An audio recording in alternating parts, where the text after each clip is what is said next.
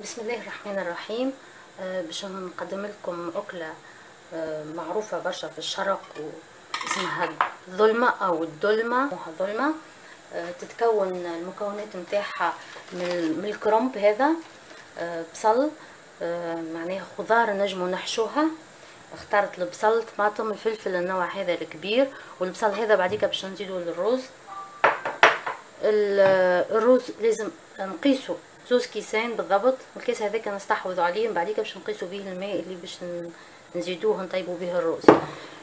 باش نضيف طماطم مرحيه، رحيت كعبتين طماطم للرز، وباش نضيف البهارات هذوما اللي هما كركم، زعفران، اسكنجبير وقرفه لازمه. واهم من كل شيء هو الشبت هو اللي يميز الاكله هذه.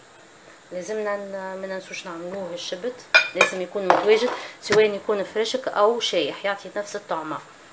هنا الكرنب انا نفضل الكرنب نحلو اللول قبل ما نغليه هكا بالطريقه هذه.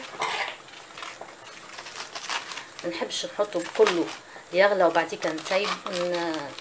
هي الطريقه الاصليه نحطوا الكرنب هذا كله في الماء، لكن انا نفضل نقسم الاوراق قبل ما نحطهم في الماء، نتحصلوا على الحجم هذا. والجزء الفوقاني نحلوه بالطريقه هذه، نتحصلوا على ورقه بالطريقه هذه. وهذوما نحطوهم زيدا يغلوا باش نحطوهم بعديك في القاع.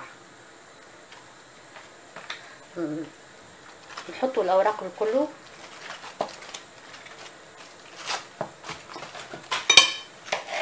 قسموا هكا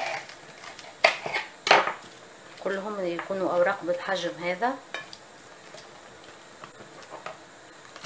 لازمش تكون الورقه كبيره برشا، يعني انا الورقه قسمتها على 3، الجزء هذا والجزء هذا والجزء الفوقاني، الجزء هذا والجزء هذا والجزء الفوقاني اللي هو هكا. يعني البصل نحلوه من شيرة واحدة حتى للنصف فقط، ونحطوه في الماء يطيب نص غلوة، يعني ما نخلوش يهبط، خاطر اذا كان باش نحشوه وهو هكا يتقربش باش يتكسر ما يتحشاش لينا.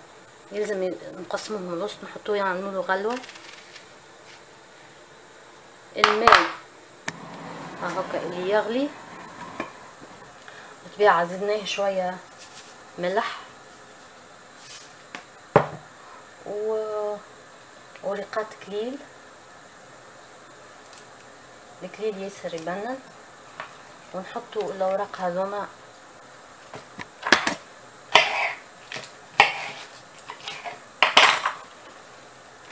يطيبوا. حطينا الاوراق يطيبوا والبصل، هو باش ننتقلوا نطوحوا الرز.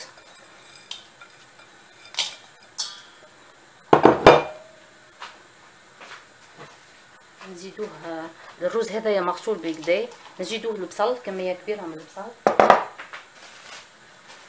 واللحم مفروم، والكميه هذه متاع اللفاحات اللي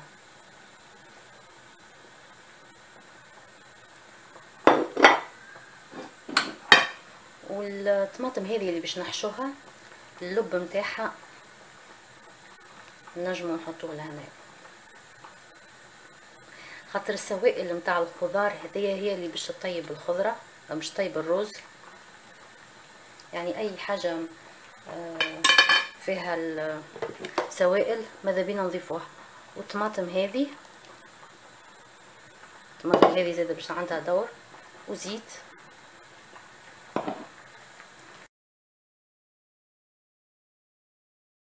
نحشوها بالطريقه هذه، منعبوهاش برشا، ومسموح نخلوها مفتوحه منا ومنا. بالعكس انا جربت اللي مفتوحه منا ومنا، هذيك هي اللي تطيب احسن من اللي تبدا مع ياسر ملويه ومسكره.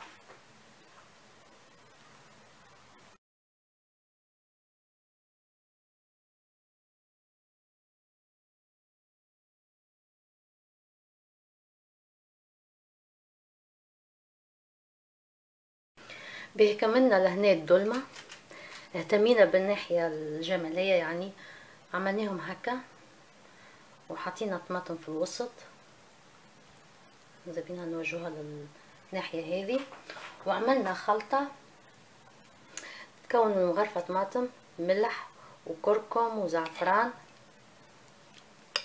نذوبوها في 2 كيسان ماء، نفس كمية الرز اللي عملناه. والقارص نعصروا قارص، برشا قارص، وهذا اختياري انا يعجبني، ثم ناس ما يعجبهمش.